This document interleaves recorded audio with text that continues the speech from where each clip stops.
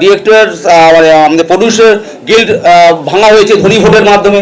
Director guild যদি ধনী ভোটের মাধ্যমে ভাঙা হওয়ার জায়গা থাকে তাই ভাঙা উচিত। এই থ্রেট কালচার থেকে নিজেদের মুক্ত করার জন্য ইমিডিয়েটলি টোটাল কনফিগারেশনকে ব্রেক করা প্রয়োজন এবং ফুললি অ্যাসেম্বল করা প্রয়োজন। যেভাবে একটা সেকশন বিশ্ব রগরানি দিবস বলে মানে খাদকের কাজ করে গেছে, সেই সব মানুষগুলো এখনো পর্যন্ত ফেডারেশনের আওতায় থেকে এখনো গিরগিরি সেজে মানুষের কোলে উঠে, আমাদের পরিবর্তনের কোলে উঠে এখনো কিভাবে নিজেদের অস্তিত্ব কায়েম করে রাখছে, এটা বলা খুব মানে দুঃখের। তো এই টোটাল যে কনফিগারেশনকে ভাঙা দরকার আছে। তার নামে এফআইআর দায়েরও পর্যন্ত হয়েছে, তবুও তারা এখনো পর্যন্ত ঘুরঘুর করছে, গিরগিরির মতন ঘুরঘুর করছে। একবারে নবান্ন যায়, একবারে বিভিন্ন ডালে গিয়ে বসার চেষ্টা করে সেসব পাখির দল।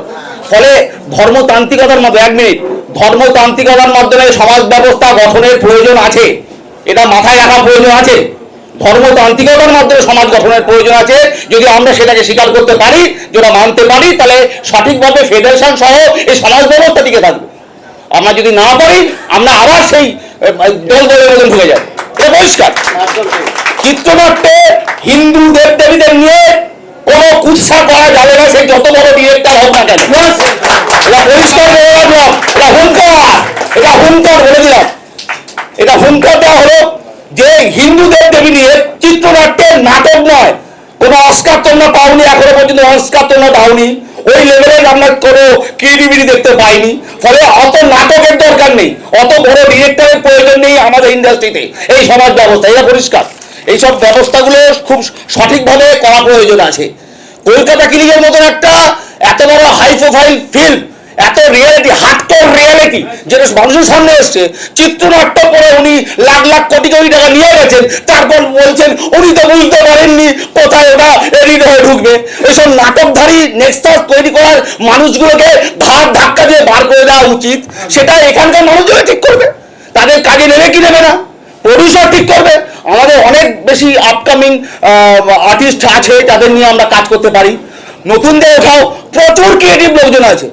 এখনকার জেনজিরা এখন বসে আছে স্কোপ পাওয়ার জন্য, তাদের নিয়ে বের করো না, তাদের নিয়ে ক্রিয়েটিভকে বাইরে বের করো। ডিরেক্টররা কোথায়? ডিরেক্টররা ভাবুক, বসে বলে ঘুমালে চলবে না। ওই জন্য নাটকধারী বেকার সিনেমা বানানো হবে না, ভালো সিনেমা বানাতে হবে, ভাবতে হবে, থট প্রসেসটাকে কন্টিনিউ একটা জায়গায় নিয়ে আসতে হবে যাতে ভালো সিনেমা বানানো যায়। যদি না পারো ছেড়ে দাও, নতুন জেনজিরা আসছে, তারা সমাজ ব্যবস্থা বুঝে নেবে, ইন্ডাস্ট্রি বুঝে নেবে। নাটক ফাটক চলবে না এখানে। ধন্যবাদ। It is a kind of enterprise, কিন্তু এটা আমাদের ট্রেড ইউনিয়ন অ্যাক্টে রয়েছে। এবার আমি আপনাদের একটা কথা বলে দিই যে আমাদের যে সমস্যাটা, এই সমস্যায় শুধু আমাদের এই ট্রেড ইউনিয়নের নেতারা নেই, বা ফেডারেশন নেই, বা এই ইউনিয়নগুলো নেই। এর সঙ্গে জড়িয়ে আছে আমাদের যে লেবার কমিশনারেটের অফিসাররা, এখানে জড়িয়ে আছে ইনফরমেশন, মানে আমাদের যে কালচারাল ইনফরমেশন যে ডিপার্টমেন্ট, তার অফিসার। তার কারণ আমি আপনাদের বলে দিই, এখানে আমি একটা দেখাচ্ছি আপনাদের। এটা দেখলে বুঝতে পারবে যে এই টোটাল নেক্সাসটা কাজ করছে ইন্ডাস্ট্রিতে। এটা না বুঝলে হবে না। শুধু আমরা কোনো সেক্রেটারিকে দোষ দিলাম সে টাকা খেয়েছে, বা ফেডারেশন দিলাম, এটা দিলে হবে না। কারণ টোটাল নেক্সাসের মধ্যে সরকারের আধিকারিকরা জড়িত। কিরকম ভাবে জড়িত আমি আপনাকে জানিয়ে দিই। প্রথমে বলে দিই, আমাদের একটা মেডিক্লেম ছিল, যে মেডিক্লেমটা আমাকে দেওয়া হয়নি। আমাদের বলা হতো, ফেডারেশনের স্বরূপ বিশ্বাস বলতো যে আমাদের ৮,০০০ মেম্বার, আমাদের একটা পরিবার, আমরা পরিবার এটাই শুনে এসেছি, এবং নানান কাগজের এই পরিবার শব্দটা ইউজ করতো। এবার আমায় বলুন, ফেডারেশনের যে অ্যানুয়াল যে রিটার্ন সাবমিট করে, সেখানে তাদের একদম পরিষ্কার লেখা আছে ২৪ জন। তা তারা কি করে বলে যে তাদের ৮,০০০, ৭,০০০, ১০,০০০ মেম্বার? আমার প্রোডাকশন ম্যানেজার আমার সামনে বসা আছে, অনুপ সরকার, পিঙ্কু গোস্বামী, বাপি কাঞ্জিলাল, এদের সঙ্গে নিয়ে আমি কাজ করেছি। আমি খুব সৌভাগ্য, আমি 2011-তে বাস রিলিজ করতে পেরেছিলাম এই শয়তানদের আসার আগে। মিনার, বিজলি, ছবিঘর, মালঞ্চ, মেনকা, পদ্মা সব হলে আমি এককভাবে আমি রিলিজ করেছিলাম, এরা সাক্ষী আছে। তারপরেই দেখছি যখন আমি স্বপ্ন হলো সত্যি আরম্ভ করতে গেলাম, দাদা পাঠিয়েছে। কি ব্যাপার? কোন দাদা? বলে নাম কি দরকার? দাদা পাঠিয়েছে। কয়জন নিয়েছেন টেকনিশিয়ান? কজন নিয়েছে মানে আমি যাদের নেওয়া দরকার তাদের নিয়েছি। হ্যাঁ, ও সব জানি না, আমাদের 40 জন নিতে হবে, 50 জন নিতে হবে, 60 জন নিতে হবে, একই বুঝলামই না। আমার যা খরচ, তার খরচের ডাবল খরচ নিয়ে এসে এতগুলো লোককে দিতে হবে। কোন দাদা পাঠিয়েছিলাম নামটা জানতে চাইছি। আমি রানীকুড়ি থাকি, বেশি দূরে না, ভয় পাই না। বললাম না দাদা পাঠিয়েছে, দাদা নাম লাগবেন, আমি তো একজন দাদা। ও বাবা তুমি দাদা? হ্যাঁ, তাহলে এখানে বসো, তুমি দেখে দিচ্ছি তুমি কত বড় দাদা। তখন বলছে না আমার দাদা পাঠিয়েছে, বারেবার পাঠিয়েছে। আরে ভাই তুমি বলছো না নামটা বলো, সাহস নেই। আমি বেশি যাব না। তারপর স্বপ্ন হলো সত্যি করে আমি আরম্ভ করলাম বাসনা, আবার দাদা পাঠিয়েছে। আরে ভাই যখনই ছবি করতে যাই দাদা পাঠিয়েছে। দাদাকে আপনারা সবাই জানেন, হাসান বাবা, একে সব পরে জানতে পেরেছি। হাসান বাবা এত বড় দাদা যে নাকি আমার ছবি করতে দেবে না, মহা মুশকিল। তখন আমার পরিচয় হচ্ছে, বাবুদা আমি এই ছবি করতে পারবো না, আমি যা খরচ হয়েছে ছেড়ে লেফট করে দিলাম। কি ভাই আমার ছবি হবে না? তখন আমি কি করলাম, যেহেতু আমার শ্বশুরবাড়ি Assam, I can speak Assamese very fluently at present, but at that time I could not Assamese. I took interpreter to take short. কি মুশকিল বাবা, কি কষ্ট ভাবুন আপনারা সবাই মিলে। তারপর আমি ওখানে ইন্টারপ্রিটার নিয়ে আমি কাজ করলাম, এখনো কাজ করছি। এইবার ভারতীয় জনতা পার্টি করি, সবার সামনে স্বীকার করছি একটা ভালো পদেও আছি। পাপিয়ার সঙ্গে আমার খুব ভালো সম্পর্ক, আজ থেকে 20 বছর আগে থেকে পাপিয়াকে আমার সব বলা আছে। এইবার ক্ষমতায় আমরা আসলাম। এবার আমি আপনাকে লাস্ট কথা বলছি, যেটা সবাই আপনার সামিল হবেন আমার কথাটা, আমি খুশি হব। আমরা বিজয় অভিযান করেছি, এবার সবাই মিলে বলুন যে আমরা অ্যারেস্ট অভিযানে নামবো। ধন্যবাদ। পরিচালক গিল্ডের সদস্য এবং গত 13 বছর ধরে আমি কোনো সদস্য চাঁদা দিই না বলে আমি ডিফল্টার, আমি বলছি। এতক্ষণ ধরে আপনারা সবার বক্তব্যটাই শুনলেন, সবাই যা বলে দিয়েছে তারপরে হয়তো আমার বলার খুব বেশি কিছু নেই। আমি একটা কোর জায়গাতে ধরার চেষ্টা করব, আমাদের ইন্ডাস্ট্রির কোর জায়গা। প্রথমে বলি যে আমাদের এই ইন্ডাস্ট্রিটা বা এই ফিল্ম সেক্টরটা হচ্ছে একটা আনঅর্গানাইজ সেক্টরের মধ্যে পড়ে, যেখানে একটা প্রতিযোগিতামূলক ক্ষেত্র। এটা কোনো ফ্যাক্টরি নেই। এই প্রতিযোগিতামূলক এই ক্ষেত্রে প্রত্যেকেই আসবে, তাদের প্রতিভা দেখাবে, যোগ্যতা অনুযায়ী তারা তাদের কাজ করবে। এটাই কিন্তু নিয়ম, এটাই হয়ে এসছে। এবার আমাদের ইন্ডাস্ট্রিতে আছে হচ্ছে গিল্ড, 22টা 25টা 21টা গিল্ড আছে, 21টা গিল্ড আছে। এবং এটা আপনারা সবাই জানেন, আমরাও জানি, আমরা জানি না তা না। যা কিছু ঘটেছে আজ ঘটেনি, আরো আগে থেকে ঘটেছে, কিন্তু এটা ব্যাপক আকারে ঘটেছে।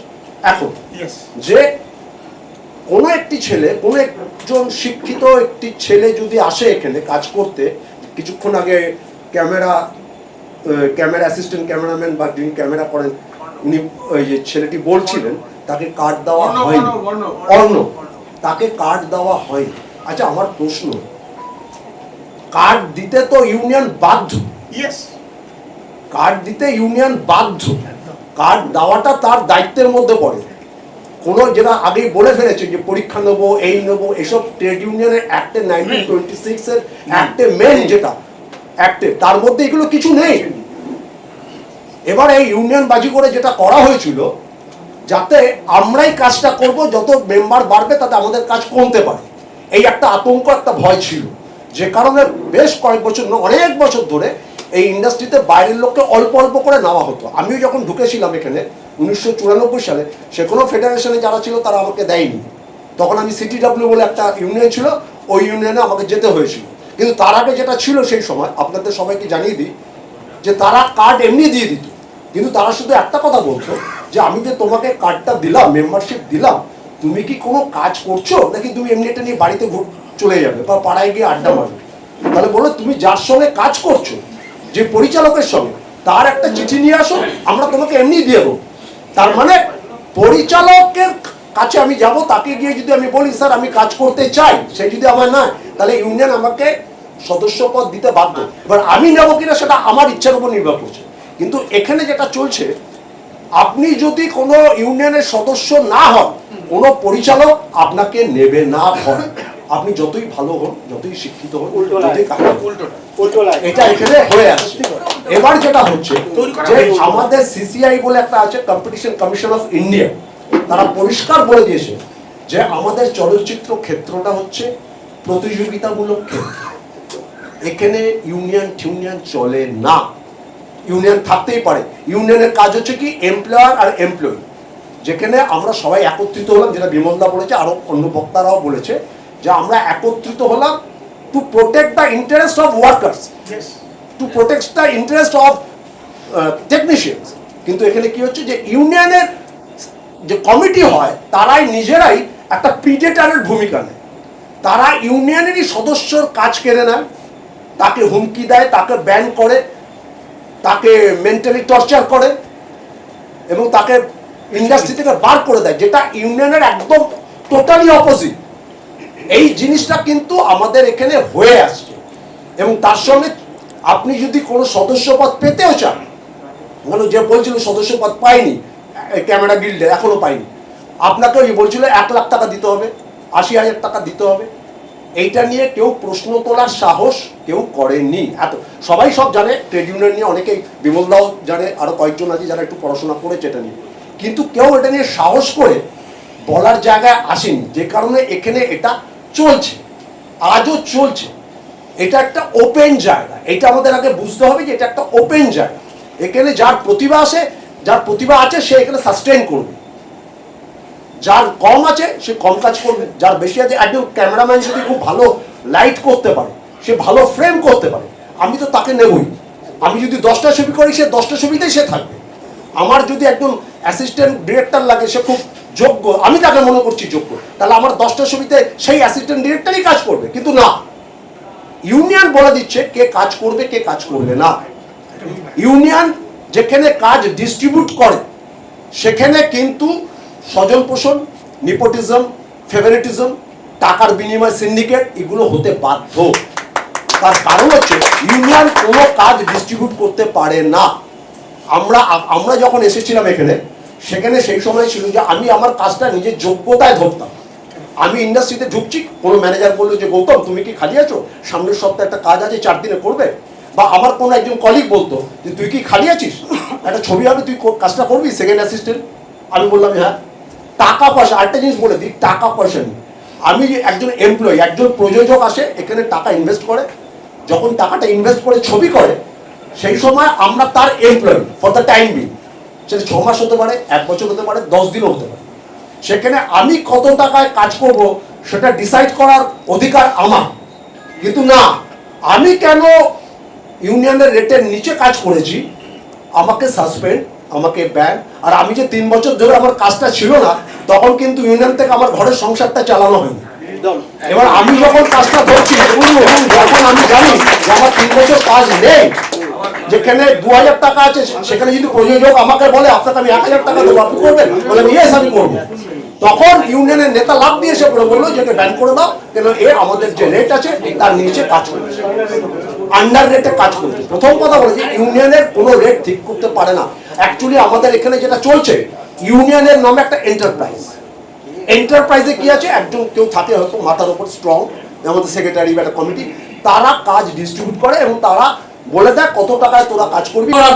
বসা হয়েছে অনেকবার, ডান দিক আর বাদি জিজ্ঞেস করবে কি হবে, টাকা হবে না, টাকা হবে না, টাকা হবে না, টাকা বলে আমি দেখে নিচ্ছি দাদা, আমি আছি, বুক বাজিয়ে বলে দিচ্ছি। বললেই ব্যাংক তোমাকে ওকে কাজ থেকে কি করে বাদ দিয়ে দেওয়া যায়? 2 বছর এগুলো তো আছেই। ওখানে কোনোদিন কোনো কিছু সদুত্তর পাওয়া যাবে না, যে কারণে এই প্রশ্রয় এগুলো তৈরি হয়েছে। আর একটা সবচেয়ে বড় প্রশ্ন, উনি যেমন ছিলেন ঠিকই আছে, কিন্তু আমরা জানি যে সমস্ত যে আমাদের গিল্ডের সদস্যরা, ইসি মেম্বার যারা আছেন, তারাও ওনার সঙ্গে সাথ দিয়ে গেছেন, একটা কোনোদিন প্রতিবাদ করেননি। দাদা ইয়েস বলেছে, ওইটা ইয়েস না। এটা হচ্ছে কায়েমি স্বার্থ চরিতার্থ করার রাস্তা। দাদা আপনিও পারেন, আমিও তো আছি, ঠিকই আছে।